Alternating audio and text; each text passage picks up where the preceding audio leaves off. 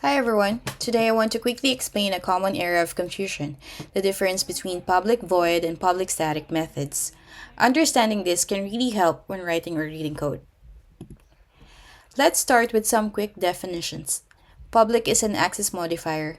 It means the method or variable can be accessed from outside the class.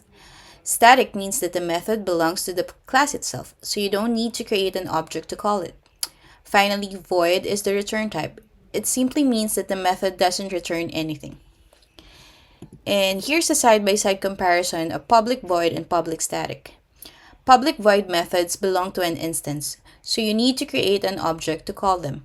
Public static methods belong to the class itself, so they can be called directly, even inside the main method, without creating any objects. Also, while void means no return value, static methods can have any return type. And here's a simple example. The static method is declared as public static, so I can call it directly from the main method without creating an object. The instance method is just public void, so I first need to create an object of the class example before I can call it. In the next step, I'll run the script in IntelliJ to show the output. So let's run it.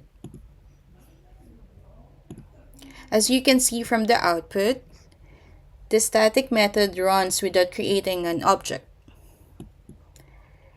while the instance method requires creating an object first, which is example. So that's how public void and public static work differently in Java. Thanks for listening.